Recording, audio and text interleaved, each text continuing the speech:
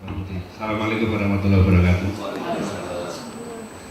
Pimpinan Fakultas Ekonomi 4 yang saya hormati, Pak Ari, Pak Faisal, Menghati, dan rekan-rekan sekalian.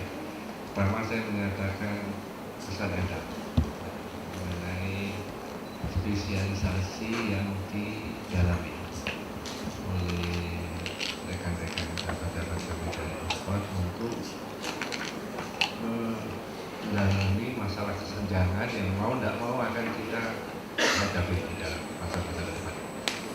Dan kalau kita tidak mendapatkan satu bentuk yang real dari masalah kesenjangan di antara hirup pikuk politik dan sebagainya, ini nanti polisi kita secara kami dari pemerintah itu akan mengalami hal-hal yang akan kurang efektif kita rancang kebijakan.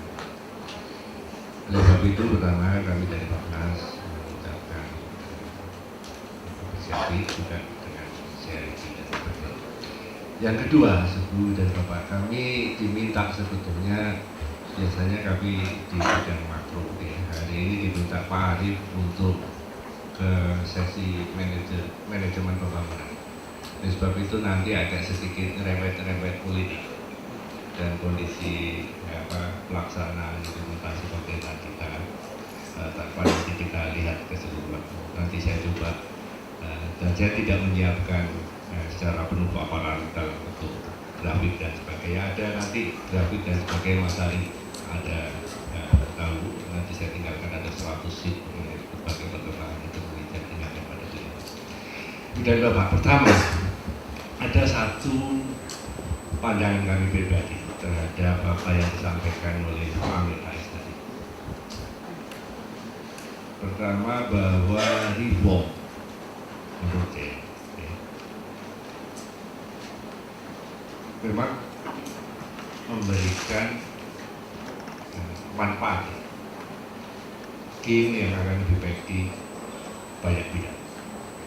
Tetapi kita tidak menutup mata bahwa reform yang dimaksud melahirkan juga deviasi yang cukup besar dan yang harus kita luruskan agar manfaat dari reform tadi yang intinya adalah demokrasi, desentralisasi, dan bagaimana kita menjalani globalisasi yang mungkin cepat berubah itu dapat kita petik dari pusat-pusat. Ini tadi ada semacam gambaran sedikit dari beliau bahwa dengan reform ini pun kita akan menjadi negara sekitar bukan 4.500 masih 3.600 US dollar, bukan 1 triliun juga masih 854 miliar US dollar dan sebagainya. Ya sebetulnya tidak asing dari itu, tetapi ada weight terhadap Asia yang luar biasa melalui Cina yang terkait dengan kita. Kalau kita lihat eksternal kita itu zaman sekarang pasca krisis jauh lebih baik dari zaman Pak Harto. Dan kalau di dalam ada momen yang seharusnya kita bisa tumbuh 7% lebih dari itu hitungan berdasarkan kelas. Tapi ini jangan artinya tidak membuat kita demikian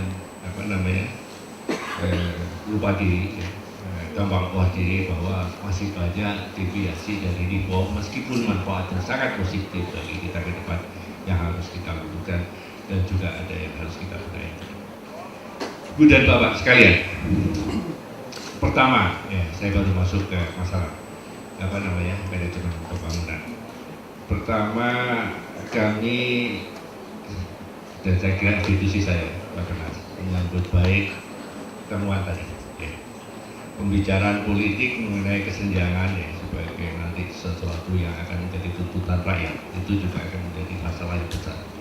Oleh sebab itu temuan-temuan ini yang kita harapkan secara objektif akan memberi kita ya, suatu gambaran apa-apa yang harus kita benahi ke depan. Yang kedua, ada sedikit ya komen Mas Arief, tapi sudah disampaikan oleh Mas Arief tadi ya, dalam grafik.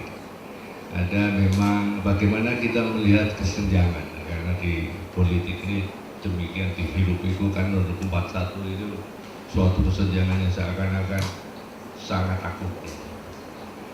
Ada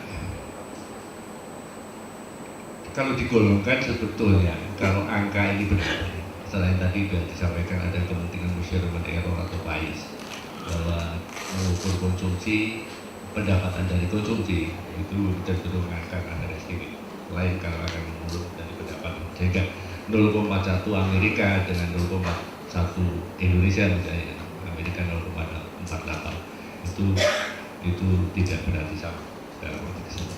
Tapi intinya satu, bahwa kita mengalami kesenjangan belum pada tahap yang akut, tetapi harus dipikirkan secara detail. Karena kalau tidak dipikirkan dan diantisipasi, maka kecenderungan ini akan melihat. 0,1 sudah disampaikan tadi, angka-angkanya itu kalau nggak salah di negara-negara yang paling besar setahu saya itu ada tabelnya di belakang di dalam tulisan kesingkat kami itu 0,6, 0,5 itu ada di Afrika sana. Kemudian Belfast itu biasanya kecil, negara-negara Skandinavia, Eropa.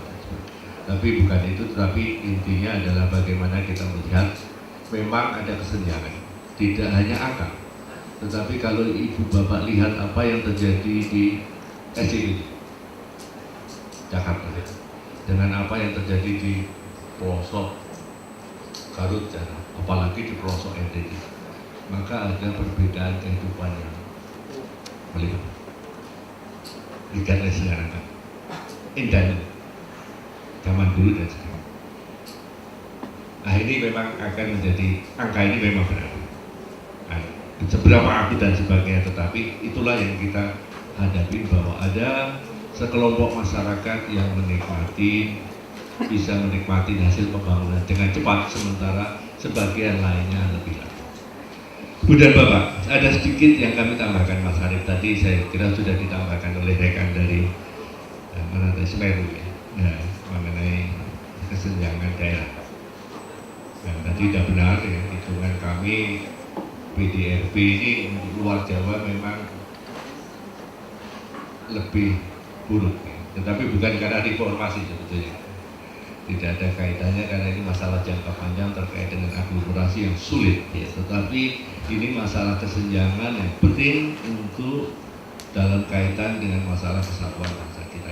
Itu tahu yang terjadi dengan saudara-saudara kita di NTT dan sebagainya. Kita nggak diperhatikan oleh pusat.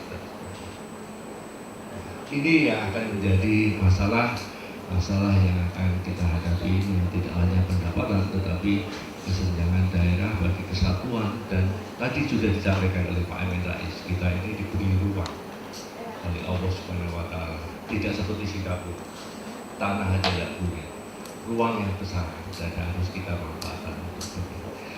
Ini dari segi daerah, Ibu dan Bapak. Yang kedua, terdapat di daerah sedikit yang masih mungkin akan bisa didalami juga oleh rekan-rekan dari, ada dinamika otomatis jalan-jalan sendiri, yaitu di Sulawesi. Sulawesi ini saya tidak tahu paham bagaimana dia bisa relatif lebih tinggi dari nasional, sementara sebetulnya logistiknya sebagainya itu tidak terlalu bagus terhubung dengan pusat. Tetapi ada autonomous dynamic yang bergerak di Sulawesi yang cukup tinggi, dan tetapi intinya meskipun Sulawesi jauh di atas rata-rata nasional, itu timur tetap tertinggal, terutama kawasan sebagai Papua, Nusa Tenggara dan Kalimantan. Kami usulkan pribadi sebetulnya diberi perhatian kepada impres percepatan Kalimantan, tetapi saya kira sudah diberikan di dalam impres percepatan Papua dan Nusa Tenggara, whatever nanti policy yang tidak. Bu dan Bapak sekalian, mohon diingatkan ya Pak Budi, kalau nanti saya berhenti. Hal yang lain yang diantara kinerja kita Mas Arif dan teman-teman, saya terutama lebih pada hal yang mengingatkan, tidak hal yang membuat kita puas diri. Ada prestasi baik waktu kita menghadapi krisis global 2008, yaitu kita masih tumbuh 6,6%, ya. Angka ketiga tertinggi di dunia sekarang sudah nggak lagi, ya. Sudah disusul Malaysia, sudah kalah. Dan kalau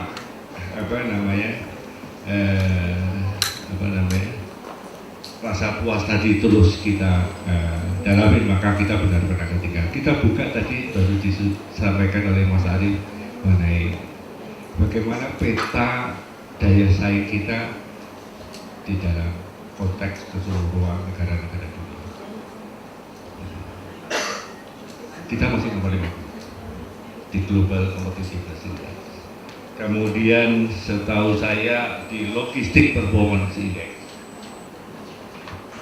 kita nanti dilihat di dalam grafik yang nanti saya tinggal kepada Mas Arief. Di global juga kita masih di nomor 59, di bawah Filipina dan Vietnam. Ease of doing business kita di dalam urutan 128, satu lapis di bawah itu.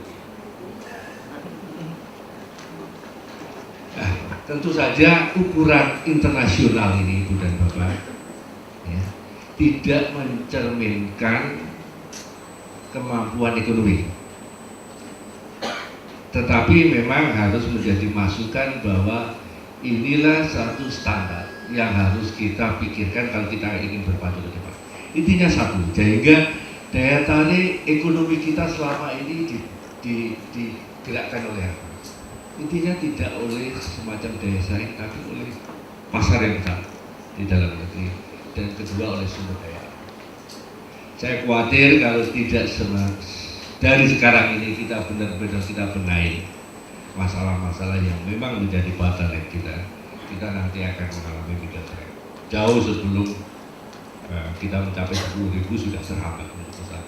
Dan angka-angka yang tadi menjadi 14.000 US dollar pada tahun 2025 atau berapa itu nanti hanya semacam mungkin. Lebih baik kita nanti memahami berapa yang ada kekurangan. Dan Bapak sekalian, kami lagi masuk ke itulah beberapa pertama mengenai manajemen pembangunan. Intinya ada beberapa hal yang kami sampaikan Ibu dan Bapak. Ini karena harus bukan masalah politik, saya harus berpikir malam apa yang harus saya rasakan, tidak seteknis dari waktu dan sebagainya. Intinya ada 3 perubahan besar yang kita hadapi ke depan. Pertama adalah demokrasi, ya. Ini mau nggak mau, ya.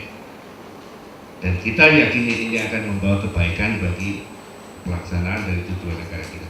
Kedua adalah desentralisasi. Dan ini harus kita lakukan karena tidak mungkin seperti tadi disampaikan Pak Amin Rais, tidak mungkin Jakarta itu tahu Gunung Kidul. Yang lebih tahu itu masyarakat Gunung Kidul.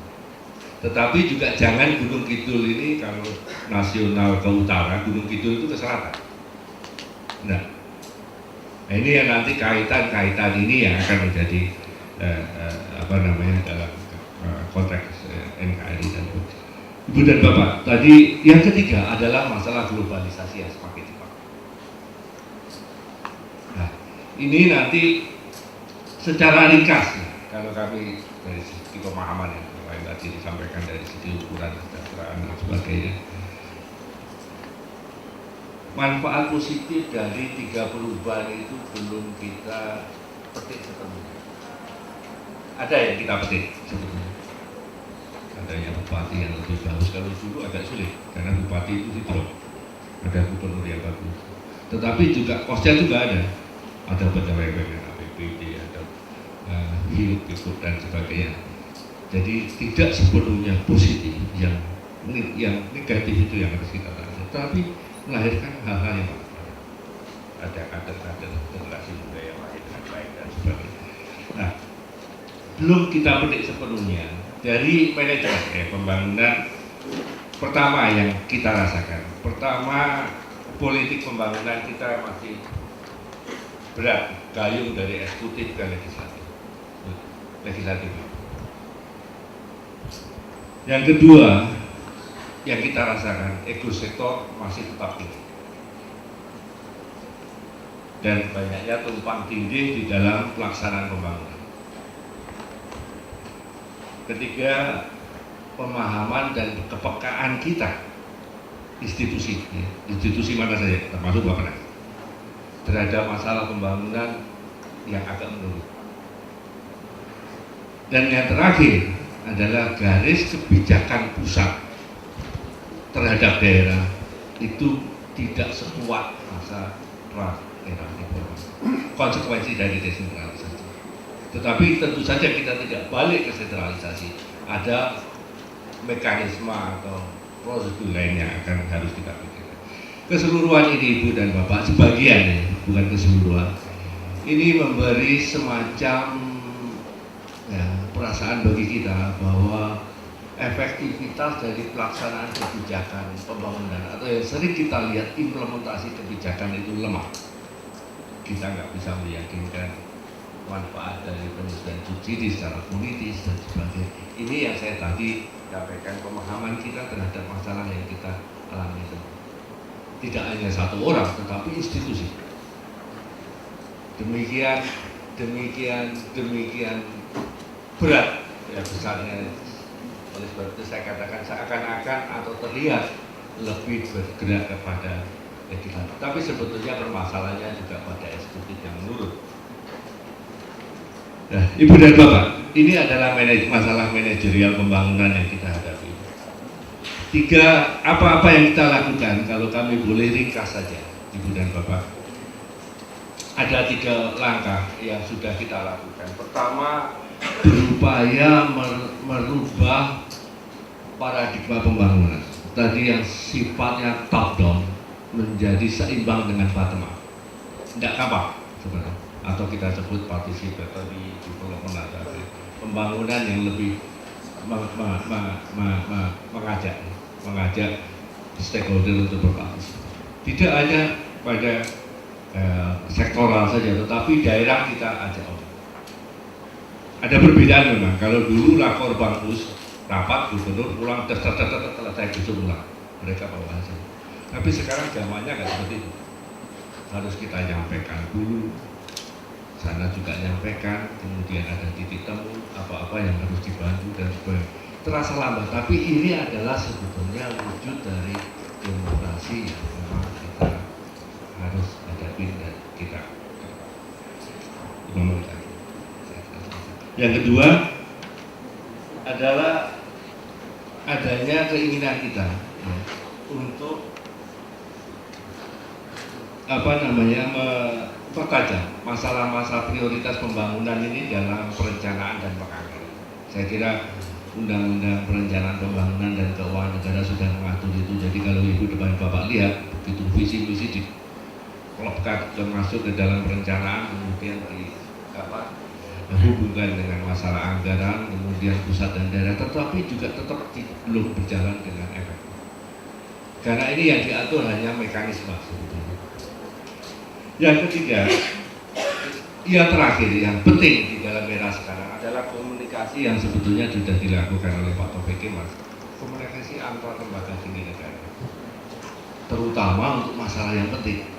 Ini dilakukan sebetulnya pada waktu Barack Obama deadlock di dalam pembicaraan mengenai anggaran. Jadi harus ada langkah penting dari pimpinan negara untuk berbicara dengan ini untuk menghindari adanya deadlock untuk masalah. Dan Bapak ke depan, ini saya kira yang terakhir, beberapa poin reformasi dari manajemen pembangunan. Saya kira perlu diarahkan pada penguatan fungsi pemerintah. Pemerintah harus kuat. Kalau tidak, akan banyak rembetan dari apa-apa yang ada di dalam demokrasi di sebenarnya. Bukan dalam arti remunerasi, tetap jadi ada reformasi birokrasi itu harus memang harus segera diselesaikan. Tapi dengan catatan dari Ibu dan Bapak, bukan dalam arti remunerasi atau WTP. WTP itu wajib tanpa pajak. Tapi menata fungsi-fungsi pemerintahan yang overlap, tidak karuan satu sama lain. Ada fungsi yang lebih, ada fungsi intelijen yang overlap dan sebagainya. Dan ini kosnya triliun. Kita kemarin baru ngomong bagaimana administrasi pendudukan dengan sensus penduduk itu bisa dijadikan satu. Tapi karena itu sektor, meskipun falsafahnya beda pada waktu itu, tetapi memang ada yang buat dijadikan satu.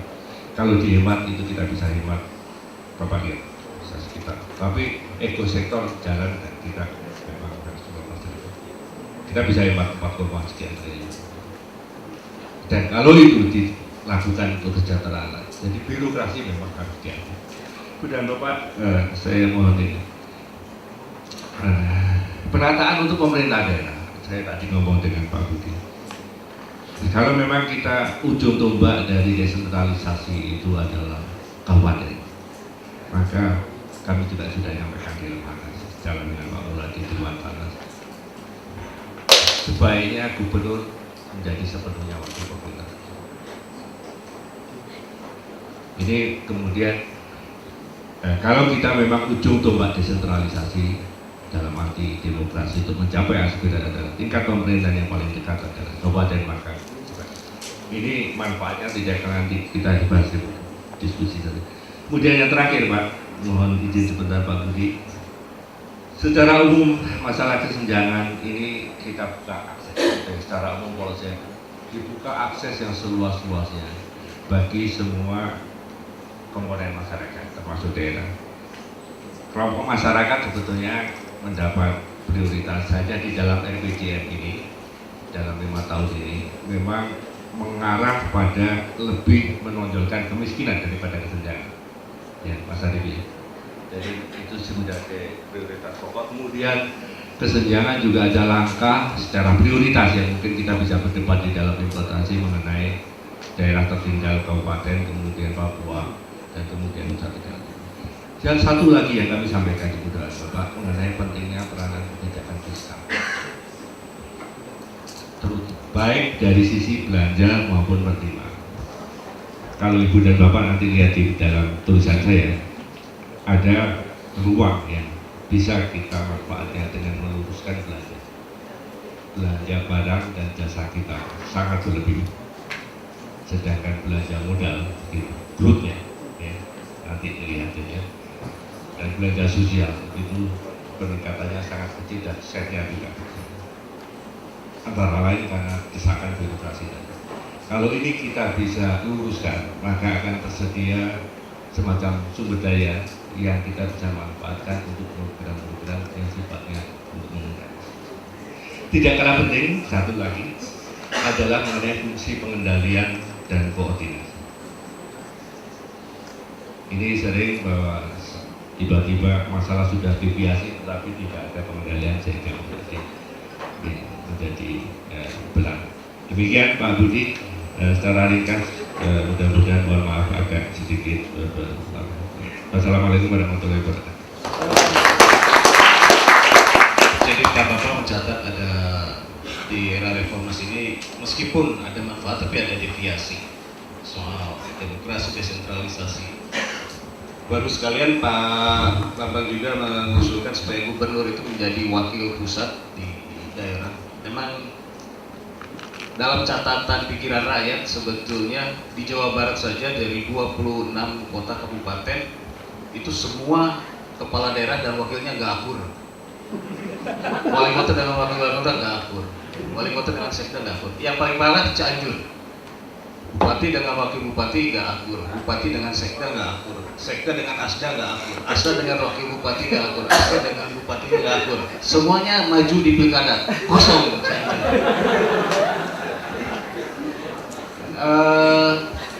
Ahmad Heriawan sejak jadi gubernur belum pernah berhasil memanggil bupatinya untuk hadir semua rapat di Pakuan. Paling mengutus kepala dinas dan sebagainya. Ahmad Heriawan dengan wali kota Dada Rosada satu kota nih, Bang, belum pernah bisa ketemu. Jadi untuk menyelesaikan stadion Gede Bage saja kan satu kota ketemu lah. Akhirnya dijewer sama pikiran rakyat, kita pertemukan di lapangan golf, ketemu. Jadi memang ini aspek-aspek pemerintahan di daerah seperti ini. Saya nggak tahu, nanti Muradi bisa menjelaskan RUU yang baru apa memungkinkan gubernur sebagai apa sudah dimasukkan gubernur sebagai wakil pusat. Apa gubernur Jawa Barat dengan penduduk 45 juta wakilnya cuma satu, Gorontalo cuma 2 juta wakil gubernur juga satu, itu juga satu hal yang harus kita bahas. Bapak Ibu sekalian, kita masih punya waktu agak panjang, setengah jam sampai ya 45 menit. Barangkali ada yang ingin bertanya. Untuk segmen pertama, satu dulu, ya pakai baju putih, perempuan. Jadi saya Pak. Saya mau bertanya kepada Bapak Faisal Basri. Tadi saya flashback di slide pertama Pak mengenai agriculture dan manufaktur, share dan workernya itu berapa. Tadi ada disinggung ya, agriculture itu share-nya adalah 14,4, workernya itu adalah 35, sedangkan manufaktur 23, share itu 23,9 dan workernya 13. Yang jasanya saya nggak keburu nulis. Nah, saya cuma pengen tanya. Nah ya itu Pak, pertama yang paling pertama setelah ya nah saya pengen nanya, berarti ini kan mengkaitkan dengan less propornya itu Pak, berarti harusnya kalau misalnya kita itu ingin propor, kita harus mendukung si sektor agriculture-nya itu, baru manufaktur dan kemudian sektor jasanya itu, si tiga sektor itu. Tetapi ternyata di Indonesia sendiri kita sekarang itu lebih pro ke sektor jasa. Nah saya pengen nanya tuh kayak apakah sekarang ini buah reformasi kita itu harus balik lagi ke sektor pertanian diperbaiki, kemudian ke sektor manufaktur, atau tiga-tiganya langsung berdampingan untuk diperbaiki. Tapi kalau misalnya tiga-tiganya langsung itu, apakah bisa? Karena saya mengutip dari kata-katanya Lewis itu dualistik ekonomi itu, kita kan harus bagus dulu di pertaniannya, kemudian lari ke manufaktur, kemudian baru lari ke jasa, seperti contohnya adalah di Amerika Serikat. Terima kasih Pak. Retno. Assalamualaikum warahmatullahi wabarakatuh. Ya, pertanyaan ini sebelumnya silakan saya diri dulu. Nama saya Vidi, saya dari Lafarge Group. Kebetulan saya bergerak di perusahaan saya bergerak di bidang konstruksi. Yang ingin saya tanyakan Pak, karena perusahaan saya ini adalah perusahaan asing sebenarnya.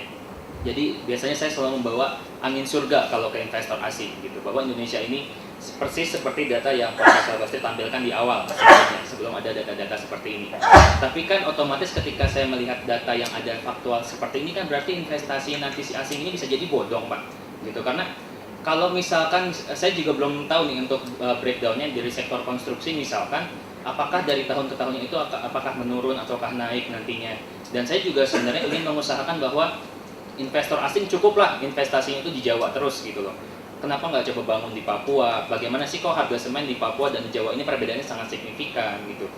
Tapi kalau misalkan memang data-data yang saya perlukan nanti dari Pak Arief juga itu ada di keberpihakan.org itu menyatakan bahwa investasi yang paling menguntungkan dari sisi investor itu adalah di Pulau Jawa, kan saya bisa berbuat apa gitu loh.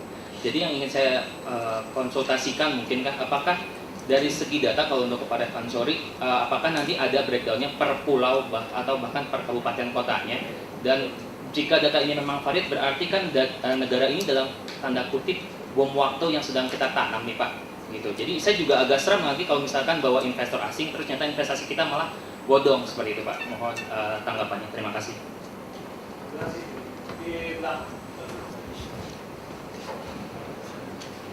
Selamat siang, Assalamualaikum warahmatullahi wabarakatuh. Saya Arif Mustama Pak dari Fakultas Ekonomi 4. Mungkin pertama kepada Pak Faisal Basri, Bapak dulu masuk di dalam reformasi juga mungkin ya, dan saya melihat di undang-undang ini masih ada masalah pasal 33 ayat 1 Pak. Maka memang disusun sebagai usaha bersama berdasar atas asas kekeluargaan. Saya kira saya sebagai akademisi dan juga sebagai praktisi agak sulit mencari, ya agak sulit untuk menerapkan asas kekeluargaan ini Pak. Ya, di buku-buku ekonomi yang saya baca belum pernah ada asas kekeluargaan. Ya, dan juga pada prakteknya juga susah untuk mendapatkan atau menerapkan asas kekeluargaan ini Pak. Nanti takutnya jadinya di bank mana keluarganya ibu siapa, di bank mana keluarganya ibu siapa, itu menjadi terjadi di Indonesia jadinya. Dan dalam konteks kita bicara daya saing juga sulit untuk mematchkan antara asas kekeluargaan ini dengan asas lain yang digunakan oleh negara lain. Ya, di negara lain mungkin mereka lebih pro pasar atau laissez-faire atau apa, dengan matchkan dengan Indonesia yang kekeluargaan agak sulit. Ini dilema bagi saya misalkan dari sisi praktisi. Kebetulan saya punya perusahaan, ketika saya mau menerapkan asas kekeluargaan ini ke ke customer saya yang ada di luar negeri, susah Pak, nggak bisa Pak pada prakteknya. Ya. Atau ketika saya menerapkan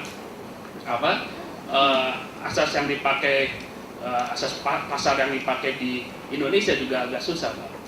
Ya, jadi matching antara apa yang ada, yang prinsip yang digunakan di Indonesia dengan apa yang berlaku secara umum itu hampir sulit.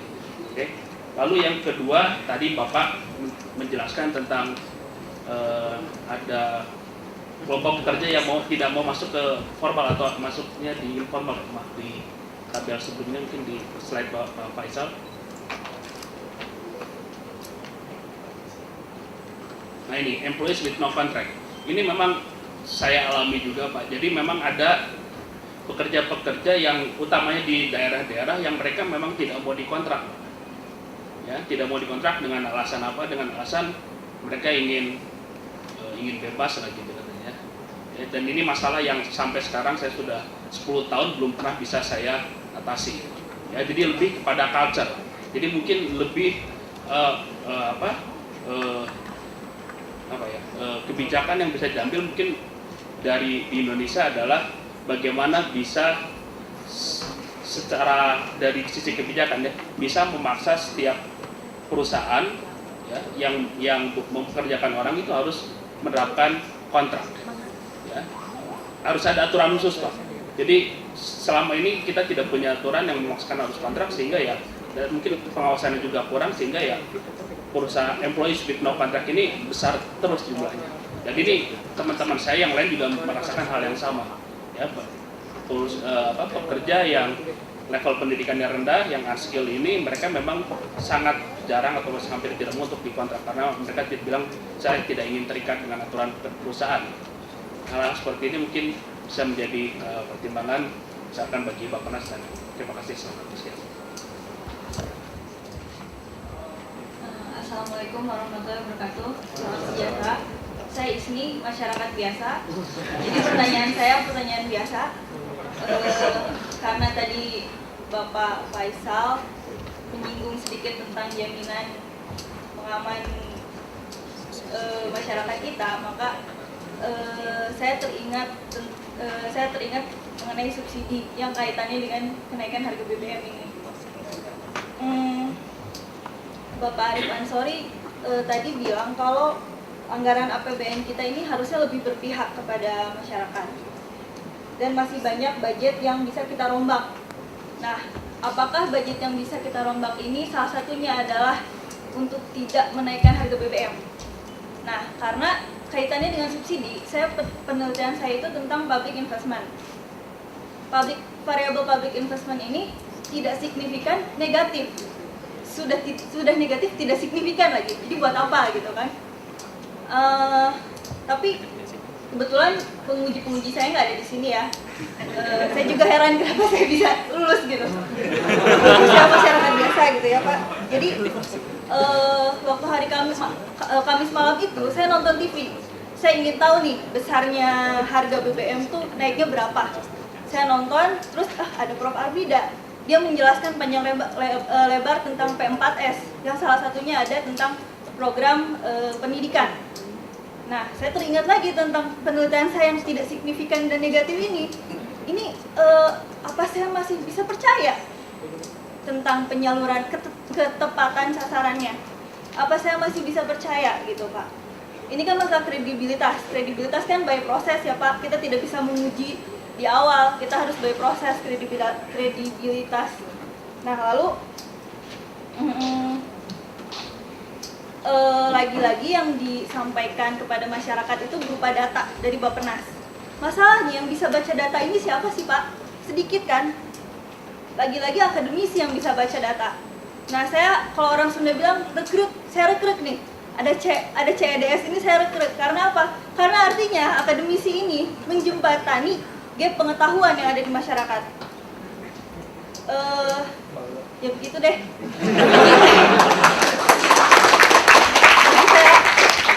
Saya ingin sekali subsidi ini tepat sasaran karena pada dasarnya saya nggak ada masalah dengan kenaikan BBM dan saya minta bantuan akademisi ini untuk menjadi interpreter kami masyarakat biasa. Ya, makasih. menyoroti lebih ke arah ongkos perpolitikan di Indonesia sih Pak. Tadi misalnya kebetulan ada cagup, mantan cagup yang dari Jakarta. Mungkin kita kemarin sempat pernah lihat pas calon legislatif pernah berkata untuk menjadi calon legislatif dia butuh berapa miliar gitu, untuk maju. Hal yang sama, saya mikir juga pasti cagup pasti butuh dana besar juga, apalagi wali kota. Kalau saya coba hitung sederhana aja misalnya, buat iklan TV dan lain-lainnya berarti minimal dia butuh 1 M lah misalnya. Kita estimasi kalau seandainya dia gaji cuma 10 juta 10 juta sampai 5 tahun paling 600 juta 400 juta lagi gimana? Akhirnya apa? Yang terjadi adalah dia bakal berpihak pada sponsor. Akhirnya kita melihat perekonomian kita selama ini cenderung pada kalangan yang memberikan sponsor. Orang-orang kaya semakin kaya, yang miskin tetap miskin. Kira-kira solusi apa sih yang bisa kita lakukan terobosan dalam penurunan ongkos perpolitikan yang ada di Indonesia? Ya, makasih. Sebagian besar rakyat Indonesia kan ada di sektor pertanian, tapi 80.000 hektar setiap tahun lahan pertanian itu konversi ke non pertanian. Petani anaknya banyak, jadi produktivitas per pekerja di sektor pertanian kan turun terus. Jadi wajib hukumnya untuk mengajak saudara-saudara kita di sektor pertanian ke non pertanian. Petani kita itu kerjanya rata-rata cuma 3 bulan dalam setahun. Jadi harus dihadirkan pekerjaan-pekerjaan non pertanian di pedesaan untuk meningkatkan pendapat itu yang nggak ada. Dulu saya diajarkan oleh Prof. Sarbini Sumawinata yang namanya industrialisasi di pedesaan dengan teknologi tepat guna. Ya, masih ada dulu mata pelajarannya, sekarang udah pasti nggak ada tuh. Pembangunan masyarakat desa, ya. Ngajarkan bagaimana kita melakukan revolusi. Sarbini kan sosialis ya, KSI. Jadi diajarkan tuh kita kayak gitu tuh. Jadi militansi dimulai dari desa itu. Nah, oke, kita tidak bicara tentang industrialisasi spasial dalam artian di desa atau di kota. Yang penting industrialisasinya jalan. Nah ini yang hilang di era 89-7 itu kredit perbankan untuk industri itu 44%, sekarang tinggal 14%. Jadi diserahkan pada pasar, mekanisme pasar. Jadi larinya kemana? Ya ke properti, gitu-gitu. Negara abai, dibiarkan itu sawit ekspansi terus, karena sawit untungnya 40%. Kan negara bisa atur insentif strukturnya. Kalau berkebun untungnya besar, ya semua orang berkebun. Semua konglomerat berkebun. Coba ada konglomerat yang nggak berkebun? Nggak ada. Merta Timur Daya juga berkebun kan, akhirnya masuk penjara, alhamdulillah. Jadi ini negara ini kacau. Tadi saya tunjukkan sebetulnya kita itu maju. Oh nggak ada. Tadi ada deh. Oh ini. Oh nggak ada saya. Jadi kita ini selamat, pertumbuhannya tinggi itu. Kenapa saudara? Kan ini defisit, kita defisit energi, ya kan? Ekspor impor energi kita kan defisit. Pangan tadi saya sudah tunjukkan defisit, manufaktur defisit. Jadi apa yang surplus? Sumber daya alam. Jadi petik jual, tebang jual, keruk jual, gitu kelakuan. Makanya terjadi kerusakan di daerah itu. Inequality-nya jadi menang. Oke, pendapatan orang daerah itu naik, tapi dengan kualitas lingkungan yang lebih buruk. Bahkan lebih buruk kualitas lingkungannya, kita ekspor ke Singapura dan ke Malaysia. Itu kan ongkos yang harus ditanggung. Cek dari teman-teman UGM itu kemarin, tapi presentasinya di Singapura gitu ya. Kita dikumpulkan oleh pemerintah Singapura untuk cerita tentang apa yang kita lakukan di Indonesia ini. Nah, profesor dari UGM itu menunjukkan keuntungan dari sawit, tapi ongkosnya nggak kita hitung, kerusakan yang diakibatkan oleh penggunaan pupuk berapa juta ton yang merusak ekosistem, dan pupuk itu mengalir airnya, pupuk kimia ini ke sungai-sungai yang menyebabkan habitat di sungai ini rusak. Nggak ada untungnya. Itu semua ongkosnya rakyat, tapi yang nikmati konglomerat itu. Ya udah pasti ketimpangan juga makin menjadi-jadi. Jadi ini nggak dihitung semua sama pemerintah. Kan bejat namanya. Nah sekarang harga sawit turun, pajaknya juga turun. Ya Allah, ini negara penjajah. Apa bedanya struktur ekonomi kita sama zaman VOC? Kalau begini. Nah, oleh karena itu industri harus didorong, tapi nggak ngacok Dahlan Iskan. Dorong bagaimana memungkinkan industri-industri kecil itu naik tingkat jadi industri menengah. Sekarang yang dimajukan industri mobil. Jadi kasih insentif industri mobil. Kalau dulu tambah gila nih. Ramah lingkungan katanya. Karena apa? Karena 1 kilo 20 kilo 1 liter.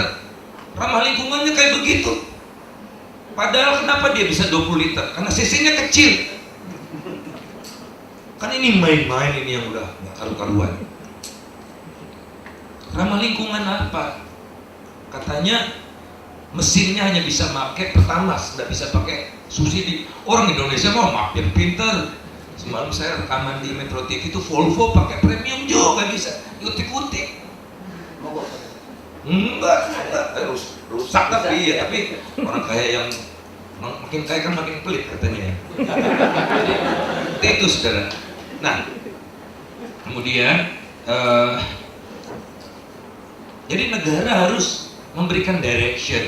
Saya kok ada satu yang bisa kita dorong terus ke arah yang lebih dalam diskusi-diskusi ini, barangkali dengan kok saya makin lama makin kagum gitu sama bukunya Acemoglu Robinson itu, Why Nations Fail itu. Dia mengatakan satu-satunya penyebab satu negara itu maju atau mundur institusi. Dan institusi. Geografi, dibabat habis sama dia. Dihantam sama pemenang-pemenang Nobel lainnya, dia balas, termasuk pemilik Microsoft tuh, si Bill Gates, menyerang dia juga, dia balas dengan luar biasa bagus. Dan orang ini produktif banget. Mungkinan 5-10 tahun lagi dapat Nobel ya. Kebetulan orang Turki, rasnya Armenia. Dia jelaskan tentang fenomena Turki juga dengan sangat baik. Dan yang suka modeling, dia juga gila modeling.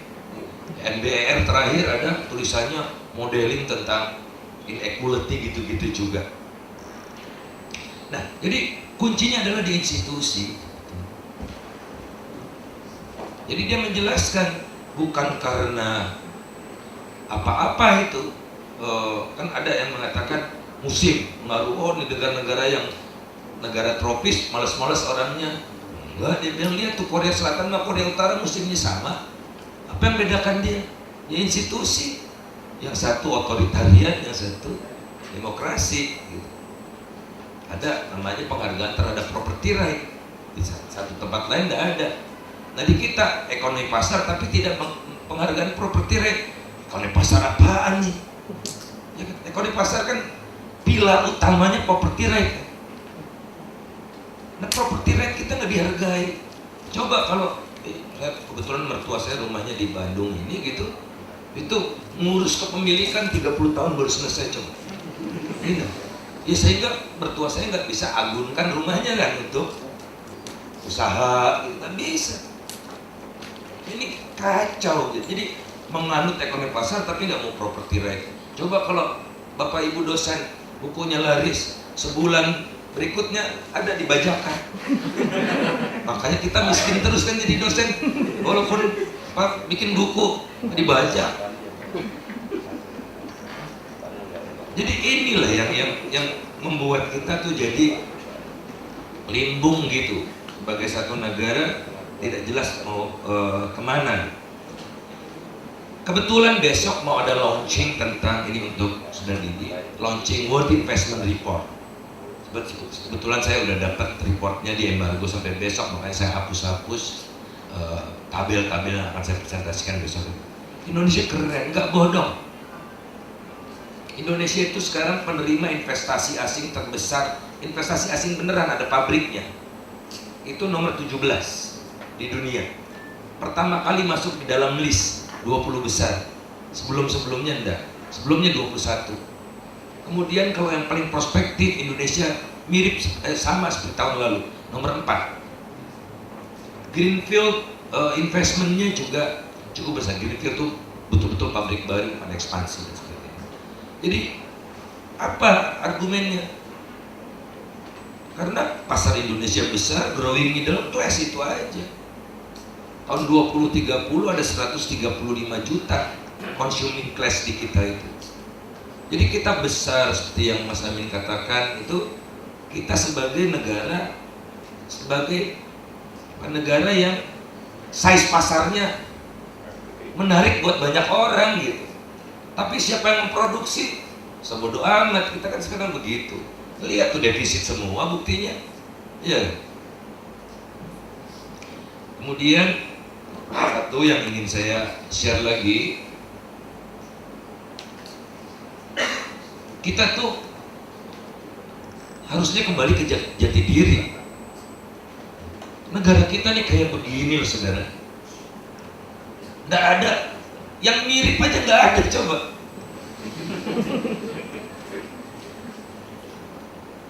.17.000 pulau dan lautannya 2 kali luas darat, nggak ada. Jadi Anda nggak bisa niru Amerika, niru Australia, nggak bisa. Wong Indonesia kayak begini, ini 40 negara nih. Ini Tahiti segini nih, Tahiti lebih gede ini dari Tahiti. Coba bayangkan. Tapi dia ikut Piala Konfederasi kan keren. Kita nomor berapa? Nah, saya mengajak teman-teman untuk bikin indeks integrasi ekonomi. Jadi menurut saya, ini terima kasih juga ke USAID, ini data dari USAID ini, kalau nggak ada ininya, ini disparitas harga. Ini nggak ada disparitas harga di satu negara segila di Indonesia, nggak ada. Tunjukkan kita itu terpecah belah secara ekonomi, dan ini nggak pernah diurus. Nah, ini udah pasti tahu kan harganya lebih murah mana? Ya Mandarin. Karena jeruk Medan ini sampai Jakarta liku-likunya kayak begini nih, saudara. Kayak begini. Jalan Trans Sumateranya buruk, antri panjang, di Merak pokoknya begini. Sampai Jakarta separuhnya udah busuk. Pakai truk. Sementara jeruk Mandarin pakai kapal yang ongkos angkutnya per kilogram ya 0. Nah, ini gilanya Pak SBY. Dia bikin perpres yang mengatakan bahwa pembangunan pelabuhan di Indonesia nggak boleh pakai APBN. Gila nggak? Sableng menurut saya. Kan yang mempersatukan kan laut ya.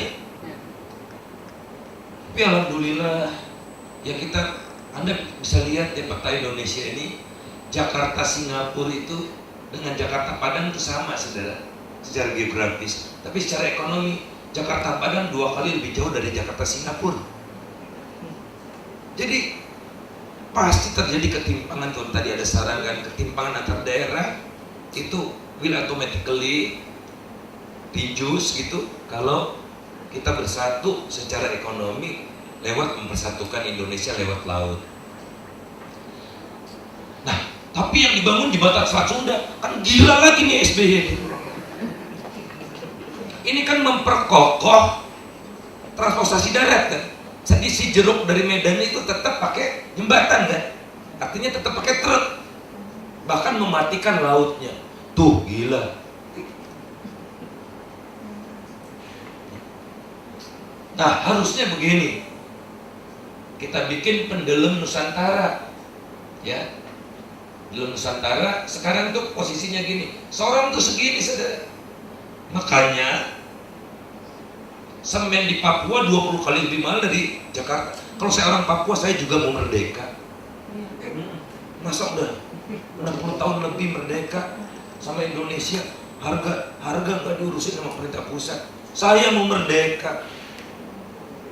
Kalau orang Papua yang nggak mau merdeka nggak waras.